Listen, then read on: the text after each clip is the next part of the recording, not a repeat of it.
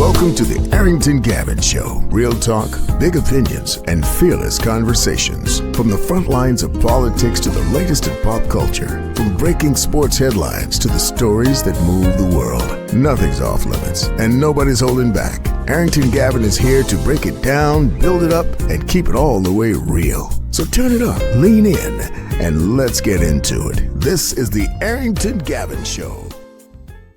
What is happening, ladies and gents? Welcome to the Arrington Gavin Show, your go-to spot for sharp insights, bold opinions, and unfiltered takes on the biggest stories of the day, whether it's politics, sports, pop culture, or the latest buzz. Look, we're diving deep and keeping it real, so please do me a favor, kick back, stay informed, and get ready to join the conversation. Y'all, welcome. This is episode 645, and we got a lot on tap for you for tonight's show. First up, we're going to be talking about a legendary career in World Wrestling Entertainment. I'm talking about Brock Lesnar, who recently announced on the Pat McAfee show that he is retiring from professional wrestling, which you want to say, well, finally, but seeing the amazing shape that dude is in, hey, he finally is calling a career at the age of 49, and we'll talk a little more about that career that he had, and not just from in professional wrestling, but in professional sports in general. Okay.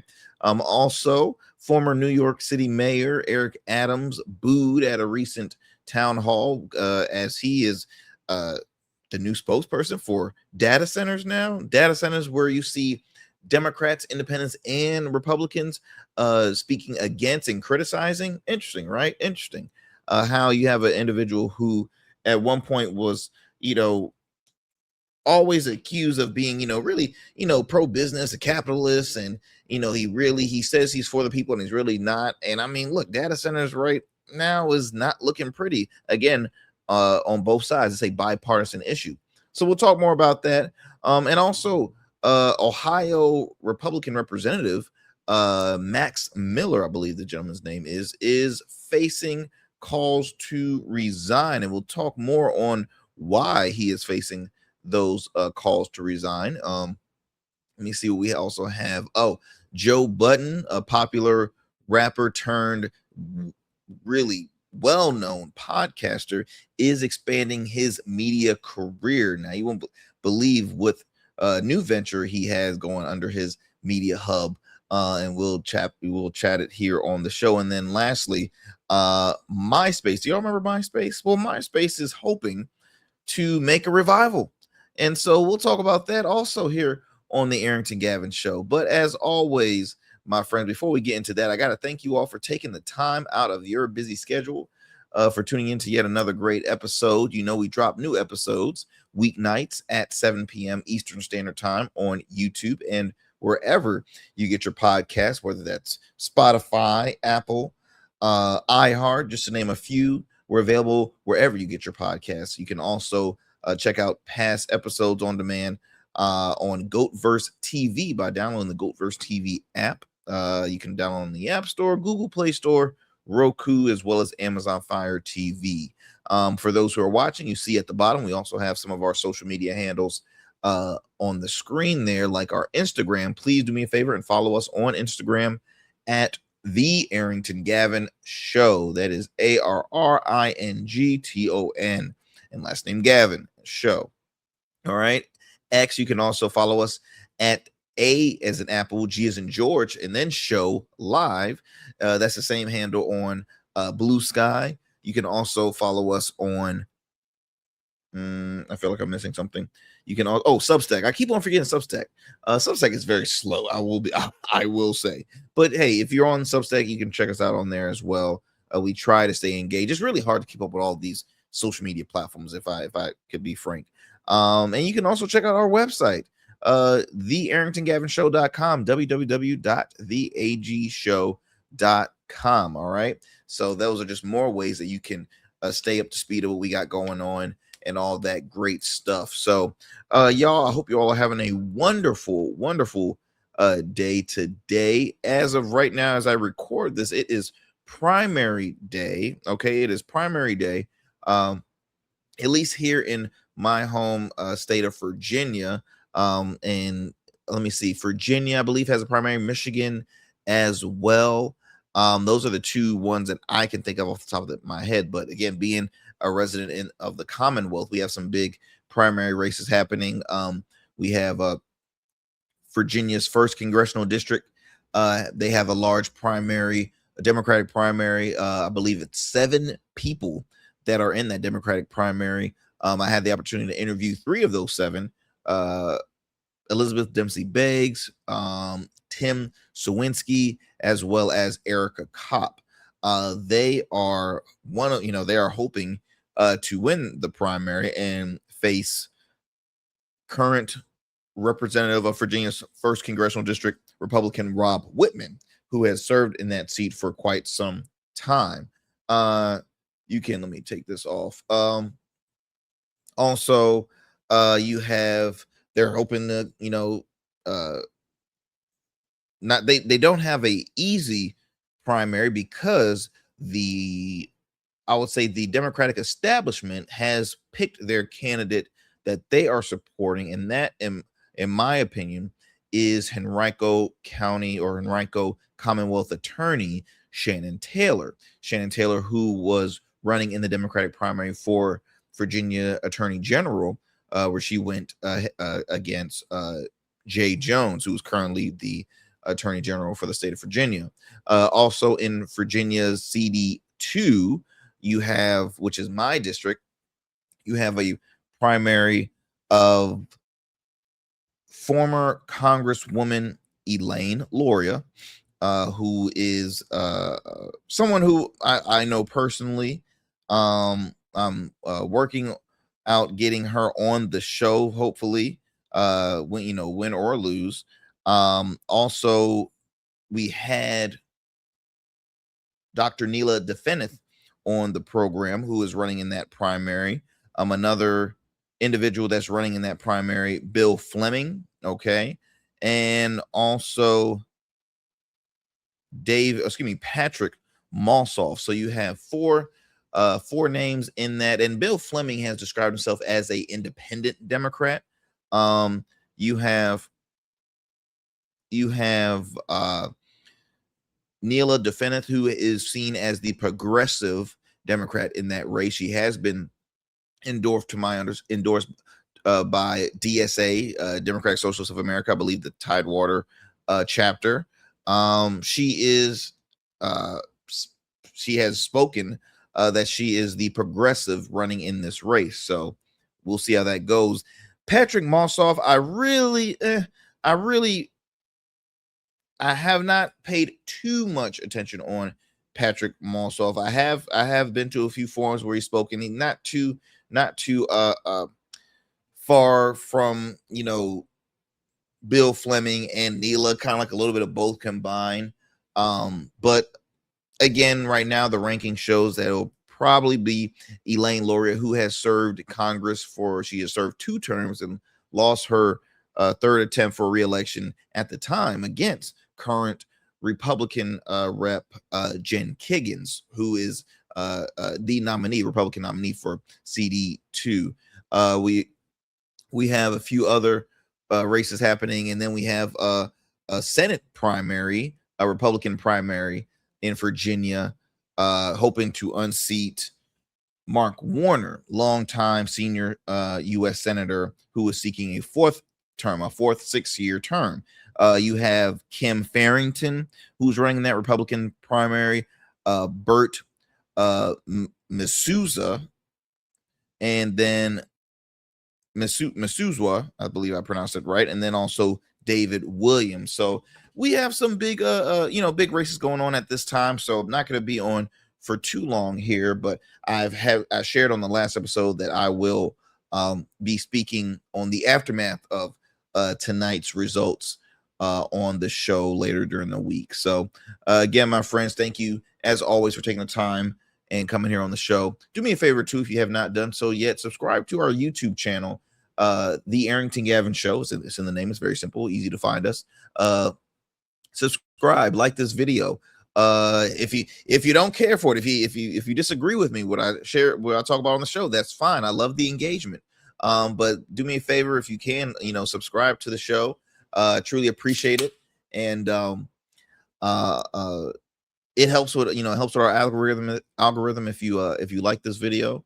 And I truly appreciate that, my friend. So I truly appreciate the engagement and all that great stuff. Before we head to a break, I want to acknowledge a legendary wrestler who had just passed. It was announced today that he had just passed, and that is Dory Funk Jr. Jr. So for most wrestling fans out there, you're probably familiar with who Terry Funk is, right? That's who I remember most, Terry Funk. But he comes from a wrestling family. Dory Funk Jr. Passed at 85. Great career, again, iconic figure. Those are some classic pics of him in action. That was probably the most recent image right there. But I know, look, he's 85. His brother Terry Funk, I feel as though, had wrestled until he was, I don't know, close to his 80s. I mean, he was wrestling for a while, and known as one of the hardcore legends out there. But thoughts and prayers go out to his family. Again, iconic professional wrestler, and we keep his folks in our thoughts and prayers. And then lastly, too, I wanted to play you this video because it kind of goes with just, again, the obnoxious annoyance about this president in Washington. And so they shared this clip about the president's obsession with gold. If you have not realized, like, if you look at the White House, even the Oval Office, it looks disgusting. The gold even looks fake. Check this out, y'all. Watch how drastically the Oval Office has changed since Donald Trump took office just over a year ago. Gold-covered walls, flashy decor, and eye-popping clutter have replaced what was once a much plainer room. The transformation is hard to miss. Where the Oval Office once leaned understated, it's now unapologetically maximalist, bringing it closer to the gold-heavy aesthetic of Trump properties like Mar-a-Lago, Trump Tower, and his famous penthouse than the traditional White House. And Trump couldn't be prouder. We turned it into Shangri-La. We turned it into a great place. Look outside. Look what's happening. Look at the beautiful ballroom. Look at the grass in front of the White House being all replaced with the top stuff. Trump says he's turned the Oval Office into Shangri-La, a byword for luxury.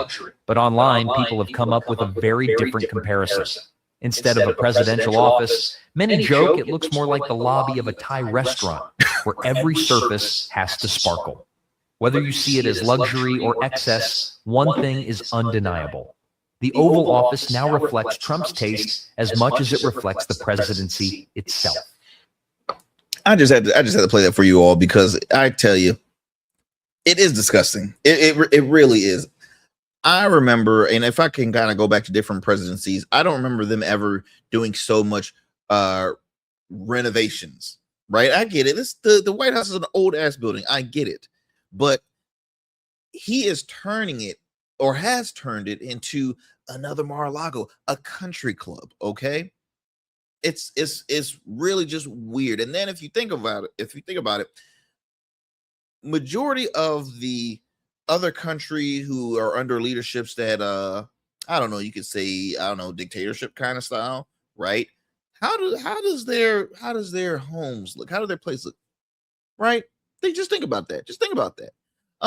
My friends, let's go ahead and take a quick commercial break. You're listening to the Arrington Gavin Show. Do not go anywhere. We'll be right back after this. Every man has a story to tell. Your ambitions, your achievements, your legacy. Your suit should reflect that story, crafted precisely, designed for impact, and tailored exclusively for you. We work with only the finest fabrics, luxurious wools, silk, linen, and blends from world-renowned mills in Italy, the UK, and India. These fabrics are the foundation of custom suits that exude elegance and stand the test of time. But a suit isn't just about fabric, it's about fit, and it's about confidence, and it all starts with you. When you work with me, you'll receive a personalized consultation, whether in person or over Zoom. Together, we'll explore your vision and discuss your needs. and we're going to bring your ideas to life. My journey as a designer includes apprenticing under New York-based designer Clavon Leonard, showcasing collections at New York Fashion Week, Algeria Fashion Week, and the prestigious Baltimore Met Gala. That experience is what we bring to every suit we create, from weddings to corporate events and everything in between. We specialize in crafting one-of-a-kind suits for life's most significant moments. Dapper Luke has been recognized as one of Baltimore's best menswear in 2023, and I was honored to be one of the 10 designers selected for the prestigious Baltimore Met Gala. With over 900 satisfied clients, we proudly serve Virginia Beach and Baltimore, bringing world-class designs to these incredible communities. We don't just make suits, we craft confidence. Your suit will fit your body, your style, and it will tell your story. Book your free online personal consultation today. Visit www.dapperluke.com.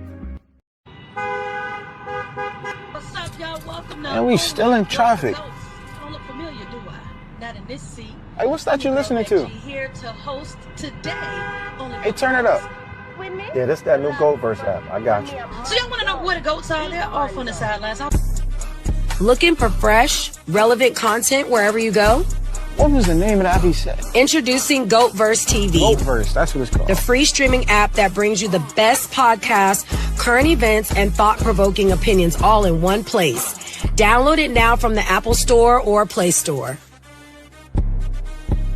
In Goats, we trust. Become a man of distinction with Rugged Evolution Beard Care. Order our scented beard oils and beard balms to help you maintain and grow the perfect beard. Order today. Try our men's care products like the full body exfoliating cleansing bars, body wash, smooth stash, and more. Log on to our website or download our app to place your orders. Rugged Evolution Beard Care. We're your luxury but affordable men's care line. And remember, Rugged is the new smooth. All right, family, welcome back to the show. Let's get it going with our first convo, our first story here. Excuse me. So Brock Lesnar, what else is really there to say, man? It's hard to introduce this gentleman here, but Brock Lesnar recently announced that he was retiring or has retired from World Wrestling Entertainment. He had announced after a recent match with, I believe the gentleman's name is Oba. It was SummerSlam. Let's see. Well, here's a clip where Brock Lesnar was on the Pat McAfee show, and he had shared the announcement publicly on his program. Which again, kudos to Pat McAfee. We're always getting those great interviews there. A little bit about Saturday with Oba back in Minnesota, how emotional it was for you. Yeah, I mean, I'm here today to do this interview to let the world and everybody know that I am retired, and I wanted to say a big thank you to everybody. Saturday was a very emotional day for me. It kind of weird because my heart, when Oba Femi slammed me at WrestleMania, I was like, I can't do this again. So I was like, I think I'm done. But the business and I still had some fuel in the tank. But Saturday for Brock Lesnar, that's it. That's it for me in the squared circle and for everything else. Can you tell us a little bit about Saturday with Oba? And one thing I want to I wanted to find this quote here. So Oba is the gentleman that that Brock Lesnar had like a feud, Oba Femi, and that was one of his rivals in his career, in his wrestling career. And Oba, a young guy, a rising star in World Wrestling Entertainment. These are two big titans, by the way. I mean, this man picked up Brock Lesnar like he was a freaking feather. And Brock Lesnar, who's 49 years old, by the way, looks phenomenal for his age and in crazy shape. But Brock Lesnar, after that match, said, look, he pointed at himself saying, this is the past, and then pointed at Oba saying, this is the future. I mean, a very respected message. And I also want to put up this here on the screen, y'all, and I'll explain what I'm putting up right here. So Brock Lesnar, before he was in the WWE, he competed in Ohio Valley Wrestling. Ohio Valley Wrestling, this is the class. This is a picture of members of the 02 class of Ohio Valley Wrestling that eventually went on to join the WWE. You have at this table here, now this is the AI, obviously, but you have Brock Lesnar, who just recently retired. Before him was John Cena, okay? Before John Cena, Dave Bautista, who has, grown a huge career in film. So has Brock Lesnar. Randy Orton is still competing in the World Wrestling Entertainment, so you kind of see the ages right there. One thing, let me tell you something about Brock Lesnar, though, that a lot of folks need to put some respect on his name. Brock Lesnar, my friends, Brock Lesnar had not only been successful in the WWE, but he has been successful in professional sports on a collegiate level and a professional level. So this man was an All-American. Let me actually come down to some of his accolades. Let's see. He was a NCAA Division I heavyweight champion in wrestling. He was also something happened with, there we go. Something went on with my tablet.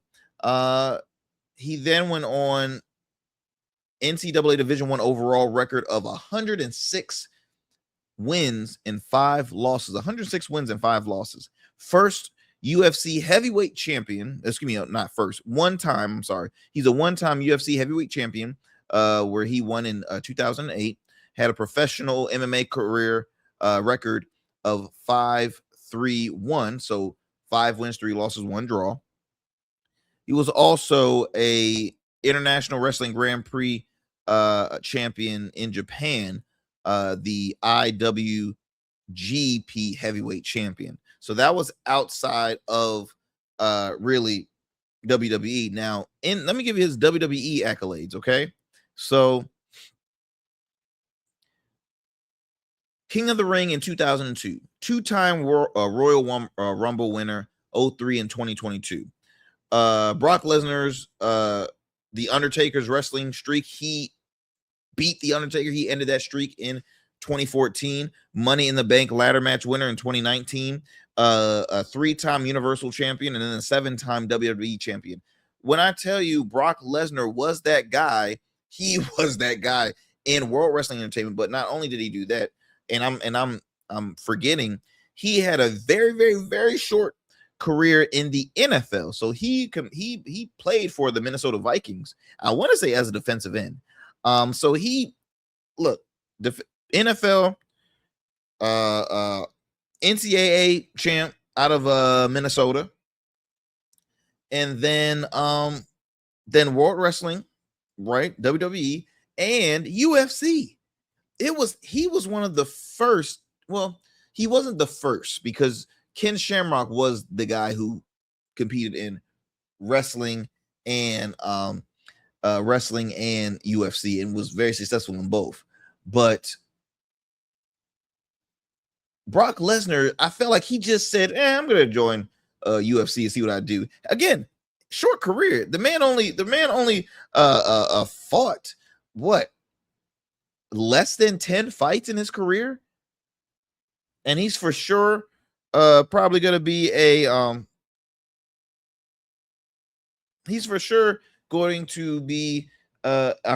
of Famer. I would think so. The man's a former champion, and he became more popular. And you look very seriously when they see you compete in a, because not trying to discredit WWE, but WWE, you're filled with amazing athletes. Now the storylines, for the most part, they try to entertain the crowd, right? But they're athletes, right? UFC different. That's a fighter for real. That is a fighter for real. But again, my friends, he first joined, he signed on with the WWE in 2000. He took the sport by storm as the next big thing. As I mentioned, his accolades, his manager, which I would say was even more popular for him, Paul Heyman. I mean, just the duo alone was awesome. Paul Heyman, former GM of ECW, right? And then became a big name in the WWE as Brock Lesnar's manager, and of course Roman Reigns' manager, and a general manager, a ring announcer, you name it. This is this is my childhood. It really was. Like, Brock Lesnar was a part of my childhood. So seeing him still compete, man, like, blew my mind. But all I want to say is just, job well done on his career, man. And before we end this segment talking about Brock Lesnar, here's a clip of of his last match in Minnesota. Let me see if I can pull up right here. In Minnesota at SummerSlam, which I believe SummerSlam was like also a 2-night pay-per-view as well. I mean, look at that, man. Kisses the stage, leaves his boots. I mean, it doesn't get any better than that. You leave your boots in the ring. You thank the fans for just always being supportive. And I mean, like he said, man, after that, he smacked me down on that ring, man. I was like, yep, I'm done. So again, a well-deserved career. Man's gonna be first ballot for sure, Hall of Famer, in for the WWE Hall of Fame. But yeah, just talented cat, man, talented cat. Let me go ahead and digress from this, y'all, and move it on to another story. I'm gonna remember that guy. What's his name? Eric Adams. Yeah, mayor, former New York City mayor, Eric Adams. So Eric Adams is now trying a new career. Yes, he is trying out a new career, and that career is being the spokesperson for data centers. Now, before I read you this article here, let me kind of backtrack, because I've spoken about data centers on this show. Why? Because here in Virginia, we have a huge data center battle, right? You have chair of the finance committee, Senator Pro Tempore, Luis Lucas, running a blank there, Senator Luis Lucas, who was on a tour talking about data centers, okay? And let me see if I can pull up my notes here. And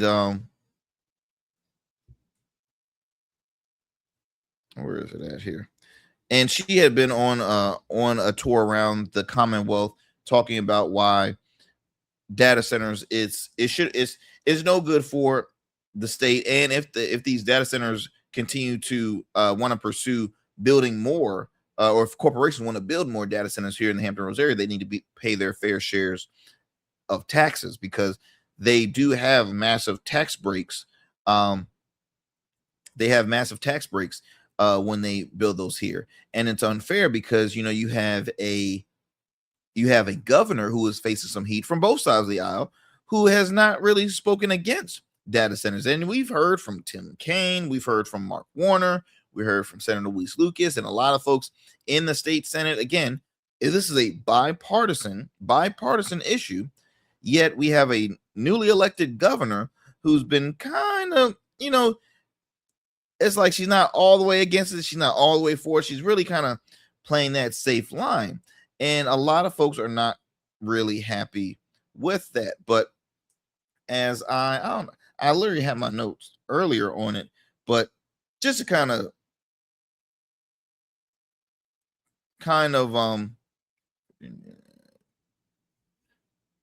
let's see here. Let me see if I can do this. Here we go. Geez, I knew I had it. The issue, why this is so controversial, right? So those who are against data centers say they consume enormous amount of electricity and water. So it raises my water and electricity bill. I don't want to see no increase in nothing at this point, right? Also, the transmission lines and substations can alter neighborhoods and rural landscapes. Also, residents worry about noise, traffic, and declining quality of life, because it does give off like toxic pollution, air pollution. And primarily they're building him in I'll say near low income neighborhoods, right? Rural areas as well. So that's when you see a lot of, Republican voters who are farmers, right? They're not for it. Critics also question whether the tax incentive given to tech companies are worth the relatively small number of permanent jobs created. Now, you do have supporters that argue the data centers generate billions in tax revenue. They create construction and technology jobs. Okay. See, these are two safe answers in my honest opinion. Virginia's economy has become a global leader in digital infrastructure. Okay. So I guess that's something that they want to maintain. And then also counties like Loudoun County have benefited from substantial tax income that helps fund local services. So that's where supporters, and that is in an article by Vox. You can look it up yourself. So that is true facts there.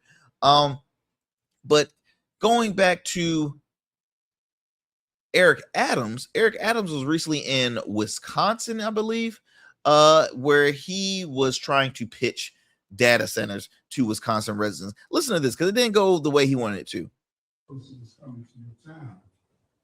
And I said, who's that? Let me tell you something. My name is Eric Adams.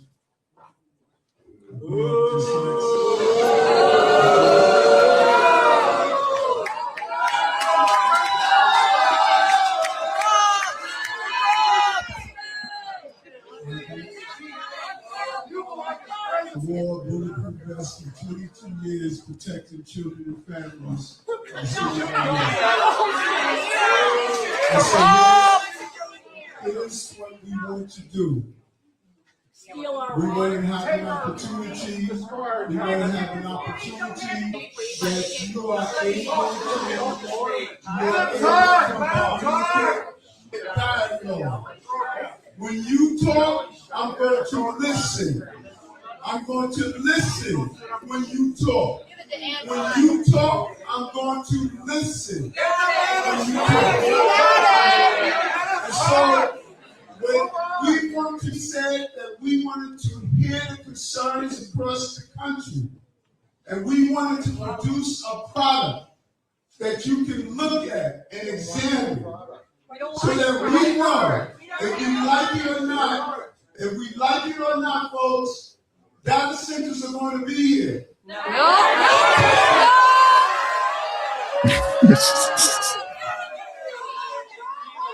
Data centers are going to be in our country. Data centers will be in our country. Not in Rapid. Put it in your backyard.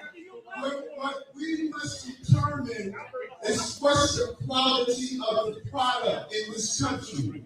Because if our data is not here, it will be somewhere else.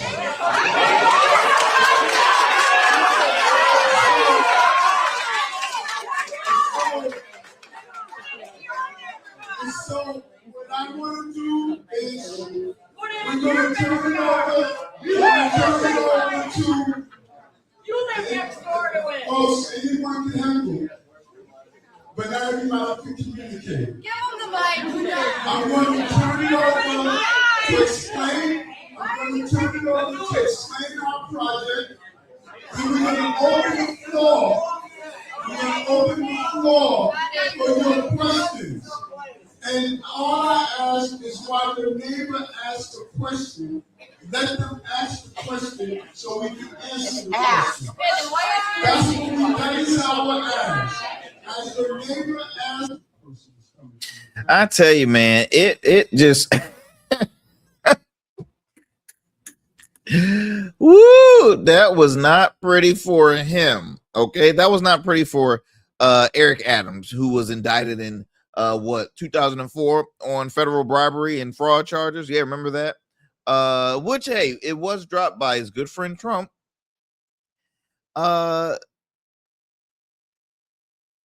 It's just this man was a very unsuccessful and unliked mayor just did one term. Now he's over here pitching data centers in Wisconsin. Look, some of the hecklers had yelled at saying you belong in prison, okay? And accused the project of planning to steal water and destroy the town. And a local group organized protests over environmental impact, and city is considering a data center moratorium. Now, you can hear the frustration in Eric Adams because he don't like to be heckled. He don't like to be not liked. He doesn't like to get his point. This man has picked arguments with literally everybody, okay? Literally everybody that you can think of. And so I just think it's interesting why that they chose to have him as a spokes baffles me. This event was supposed to have 80 people attended, and then it got moved up to damn near 250 people. So this man was getting no point across whatsoever. After he had an unsuccessful run for re-election, now he's doing this. You see him on Fox a lot. You see him now going on tour with these firms. Like all he ever wanted to do was just make himself some money. That's all that it shows, because literally you lose, you run, and you're not heard. You're never heard. So now he's working with other companies, developers, corporations. I mean, it's right there. The proof is in the pudding, sir. The proof is in the pudding. So what's your take? What is your take, my friends? Are you team data center? Or are you not team data center? I could care less about Eric Adams. Matter of fact, let me get him off the screen there. What's your take on that? Are you team data centers or are you anti data centers? And I'll play a little devil's advocate or throw this in here. Say if you are anti, right, then the feud is they're gonna be continuing to come back to this, right? They're gonna continue to come back. The more a community grows, data centers are gonna be in the picture of saying, hey, look, you're gonna need this, you're gonna need this. I think some states and elected officials wouldn't mind data centers if one, they paid their fair share in taxes, and two, they found a proper location that is safe for the community. Now, I know that'll be hard because communities now are continuing to grow and they're eventually going to be outgrowing, right? So it's just it's very interesting to see. It's very interesting to see. So as I digress from this, next up, we're going to talk about a very serious politician here. Woo! I don't know if y'all heard about this one. Ohio representative faces calls to resign. This Ohio representative Max Miller, I believe his name is. Yeah, Max Miller, who has been a controversial figure for quite some time. I had forgotten about some of his allegations in the past because it was like, I feel like it was very like one and done, right? It was very one and done. But now it came back and resurfaced. Ohio Republican Max Miller faces growing calls to resign over domestic abuse allegations. This is reported by The Guardian. Miller vows to clear his name as Republican Senator Bernie Moreno says former son-in-law unfit to serve in Congress. Let me go ahead and play you this clip here. So at the top is Ohio Senator Bernie Moreno talks about the suffering that his daughter has faced after after divorcing or at least after divorcing the congressman Max Miller. Let me go ahead and play you this. Truly the seventh level of hell. This has been a horrific experience for my entire family. My daughter lives in constant fear of this man. Not like something that's existential, but deeply in her heart, she fears what this guy is capable of. You can't fathom what that makes me feel. When the dad's number one job. This has been brutal, beyond comprehension, And if there's any minimum standard for being an elected official, as I said, he fails to meet that minimum basic standard. I don't care about the politics at all. Don't think about it. Doesn't enter my consciousness. With your former father-in-law's story today about your daughter and the little blue bunny doll that she cannot sleep without. And it's true, that sounds like emotionally abusive behavior toward a toddler to refuse to give it to her when she can't sleep without it.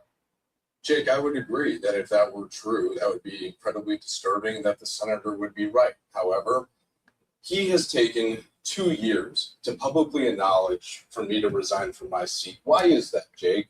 If he truly believed, like I'm a father to a 2.5-year-old daughter, I believe that you're also a father to children. And I don't know if you're actually a father to a daughter. But what I can tell you is, well, Jake, then what I can tell you is that if my daughter came to me and she said, my ex-husband did X, Y, and Z, and then I waited because I was nervous that a political live stream was going to expose a deeply impersonal, embarrassing matter to the senator for him to take that action. Sadly, this has nothing to do with my daughter, Jake, and that's what this entire thing is about. This is nothing more than an individual who's being politically vindictive and talking about a blue bunny when I have text messages I can show you from our parent coordinator, who is a mandatory court reporter, who said that Mr. Moreno would be coming over my home, and then another individual came who I don't know. Well, first of All right, so that was one from, oh, did I? Shoot, I don't think you guys, I hope you guys heard that. If not, I can let me actually play that clip. Because I don't think it went through. Here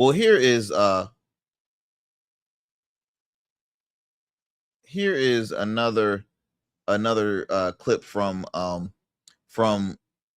Ohio Republican Senator Bernie Moreno talking about his son, well, soon to be former son-in-law, Max Miller, representative congressman out of Ohio. My daughter lives in constant fear of this man, not like something that's existential, but deeply in her heart, she fears what this guy is capable of. This guy is capable of. You can't fathom what that makes me feel like. When the dad's number one job is to protect your kids, and to have this whole thing out in the public like this is not what I wanted to do. It's not what my daughter wanted to do. But on Sunday, when he went out and did what he did, including releasing photos of my granddaughter completely naked, that now you have hundreds of thousands of psychotic human beings that have that, and to say oops is grotesque. My personal opinion is that this is a felony, and that every single human being that touched that photo and transmitted it electronically should go to jail, because it is illegal to do that.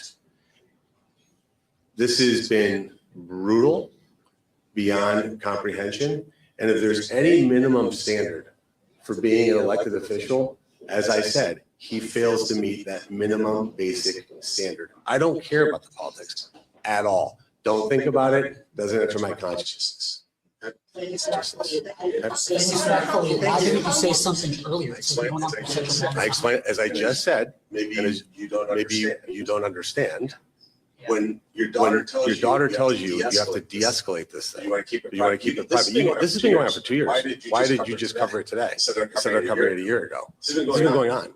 This was about de-escalation. Every single week, she has to go arrange for pickup and drop off of this little child.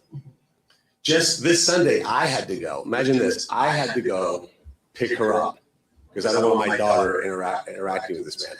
So I meet him at the Bay Village Police Station, because that's the place that we have to go to meet, because I don't know what this guy's capable of.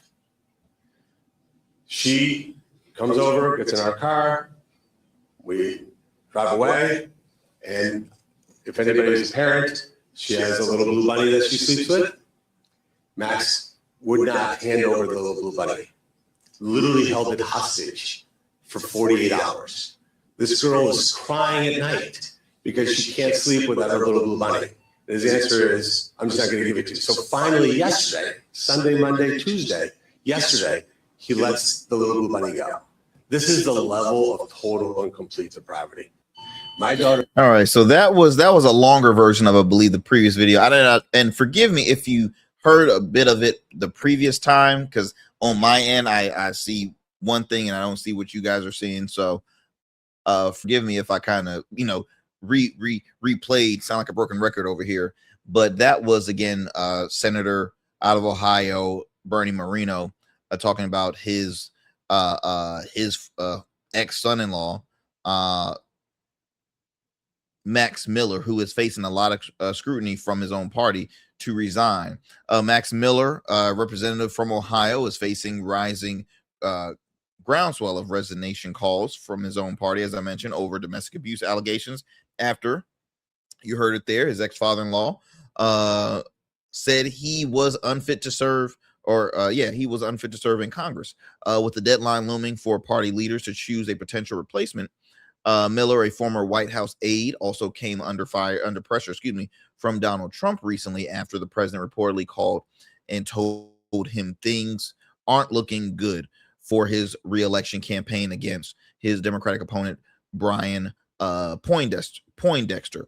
Now, the Congressional Ethics Committee launched an investigation into allegations that Miller may have engaged in domestic violence and abuse or illegal drug use in violation of the Code of Official Conduct or any other applicable standard of conduct. All right. So recently, he was on Jake Tapper. He spoke with Jake Tapper, which I do have that clip here that I'll share with you in a second. But Miller said he would request an ethics investigation into himself. He said to clear my name from this horrific attacks on myself and family, adding, I have absolutely nothing to hide.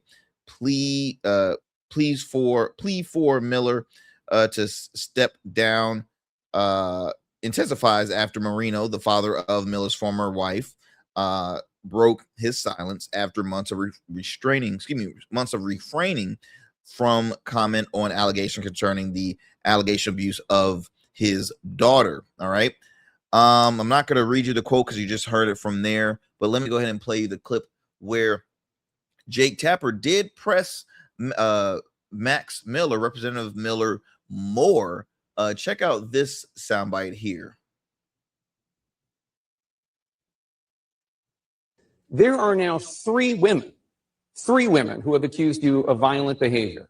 Politico published a report in 2021 that says when you were in high school, you, quote, pushed a girl out of the dorm of his room and she fell down some stairs after he became enraged when she resisted his attempts to touch her, according to three people who were there and many more who heard about the incident in the aftermath. Now, you deny that, but the woman in question told Mother Jones reporter Abby Basulis just days ago that it happened and was, quote, one of the more traumatic nights of her life. Now, I would love hold that on. individual to go on the record because Okay, hold on, because I'm not done with the list of women that have accused you of violence. Then there is former White House press secretary. Okay, you were young. Then there's former White House press secretary Stephanie Grisham, who was your ex-girlfriend. She accused you of being abusive and having a violent streak. She wrote in her book, quote, I could do nothing right by him. I would wake up every morning shaking with anxiety about his mood that day. I had seen his temper before and it had scared me, unquote. She has recently filed a temporary restraining order against you in a defamation case. And now there are these claims from your ex-wife, Emily Moreno. And I guess the question is, are all three of these women who don't know each other, are all three of them lying? Yes, it's very easy, and I can tell you why. Every single time. And people have asked me, what are you going to do? Are you going to drop out of this race? Are you going to resign? Are you going to get out before the deadline? And my answer to you, Jake, is no. There are now three women. So that was Jake Tapper right there. He was kind of going in on Max, and he said, look, there's more than just, there's more women coming out. And what we have seen lately is a pattern in DC, right? From Eric Swalwell, which, that was boom, just fell down right there on the Democratic side. Now you got Max Miller. There was another gentleman who I am blanking on who also had resigned. There's been a number of people in Congress, and this is nothing new and it's sad, but it's nothing new. That's why it's so important, y'all, that we have to continue to make sure we truly do the research when it comes to voting folks in office and serving our community. We're going to take a quick break. You're listening to the Arrington Gavin Show. Do not go anywhere. We got a couple more things we'll be speaking on, and then we'll be coming to a close very shortly. So thanks for sticking with us. We'll be right back after these breaks.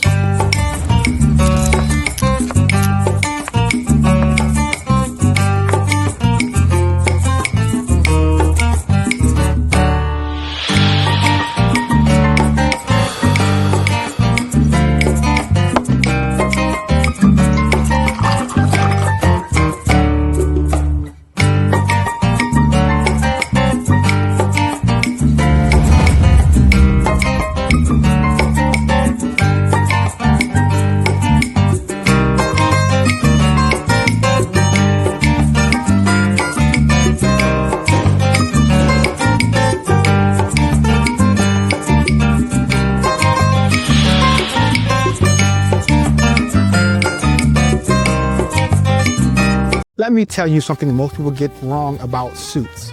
A suit isn't just about you wearing it. It's how you show the world who you are. It's your handshake before you say a word, your presence when you step into any room.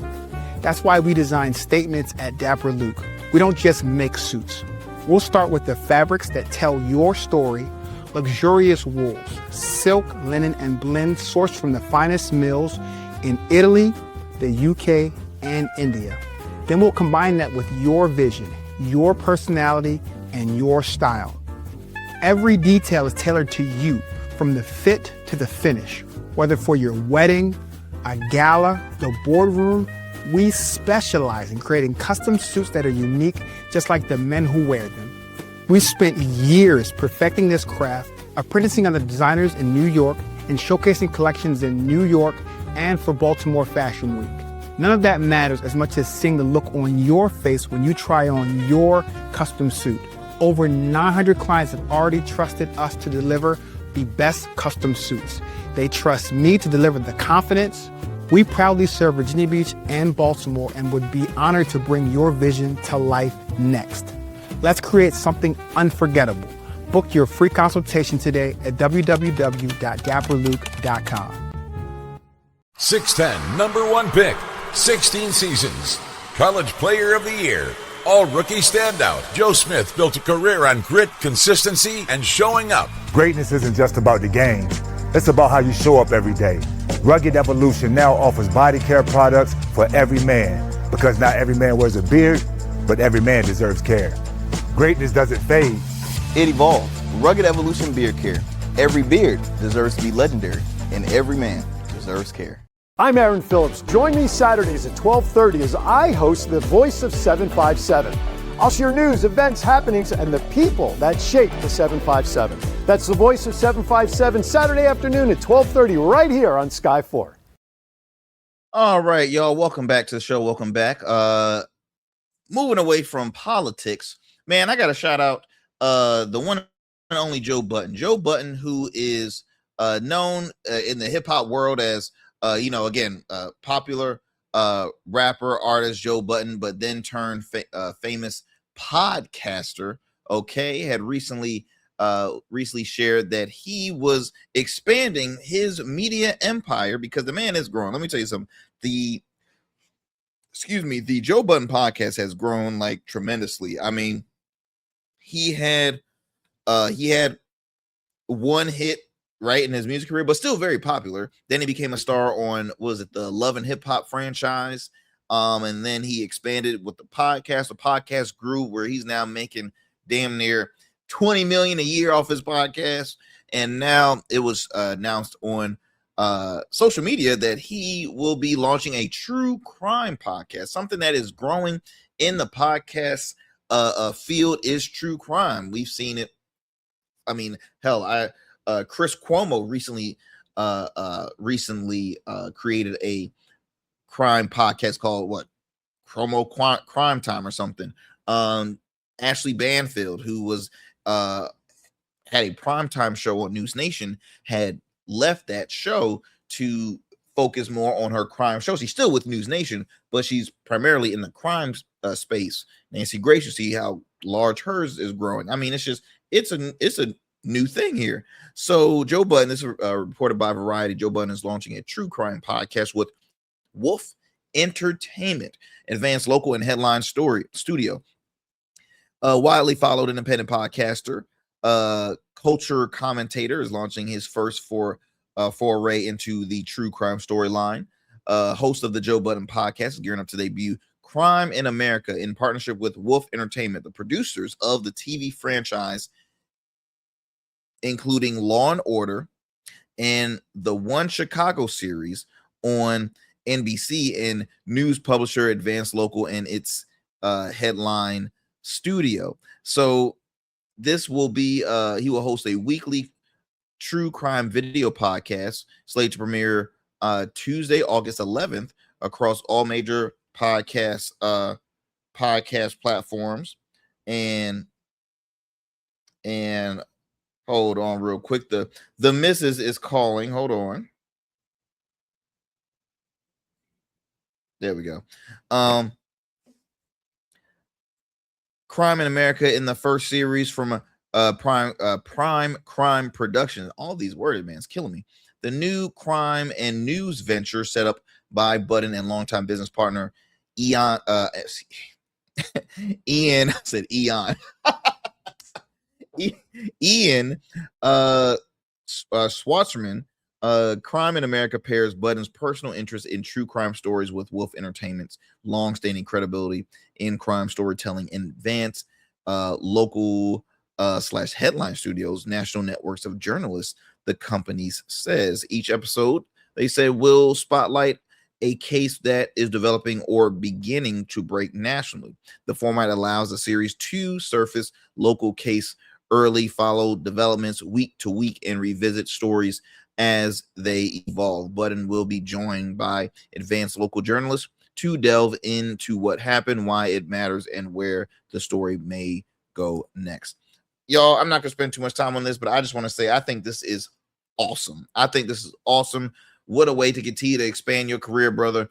And I'll be honest, I have never really watched a full episode of the Joe Budden podcast. I'm pretty sure I subscribed to it, but there's so many shows I subscribe to that I really have the time to check out. But hey, it's successful. Obviously, you see him expanding more. Applause. If I had a good applause button, I would. Wait, I think I do have an applause button. Hold up. There we go. Applause to you, Joe Budden, on the new venture, and much success to you. Please rub some of that success over here. Please rub some of that success over here. All right, my friends. Lastly, we're almost finished here. Do y'all remember MySpace? I don't think I had a MySpace. The more I think about it, I didn't have a MySpace. Well, news shows that MySpace is possibly making a comeback. So Fox News reports MySpace seeking a revival as its owner plans comeback effort for once popular social media platform. Now, for a lot of us, I think MySpace was before. Was it before Instagram or Facebook? Or am I tripping? I'm trying to. What was MySpace? Let me go ahead and read this article here, because I never had one. Says here, the owners of the once popular social media platform, brothers Tim and Chris Vanderhook, announced plans to relaunch MySpace with a new vision. The brothers said they want to create a platform that feels different from current social media platforms, which many users complain are too focused on algorithm and are designed to encourage endless scrolling. The Vanderhooks said in a new documentary, MySpace, that they built an entirely new MySpace, but it did not work out. Okay, interesting. Quote right here: "We really tried to modernize it, but it was different. It was different company at the point. It was a different company at the point. It wasn't the same MySpace." Chris added, by that time, they had been through 4 sets of managements and CEOs. We were going to be the 5th ones, and I think that they were. a lot of people who were really just done. The two now plan to relaunch the platform at some point, but a target date has not yet been set. All right. So, hey, for those MySpace fans out there, fingers crossed. Fingers crossed. It could be making a comeback. But until next time, my friends, look, I have to jet because, look, as I mentioned, I'm recording this the day of the primaries happening here in Virginia. So there's so much stuff happening, and I got to keep tabs on these elections and the polling. So look, peace and blessings. I will talk to you all soon. Stay safe out there. Stay blessed. Stay informed. I will talk to you soon on another great convo here on the Arrington Gavin Show.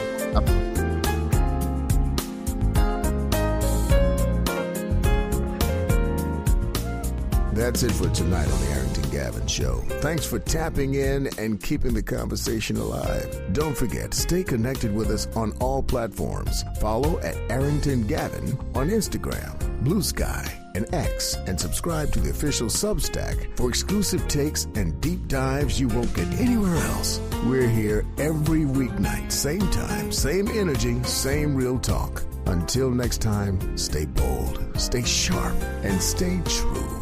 That's what we do on the Arrington Gavin Show. Peace.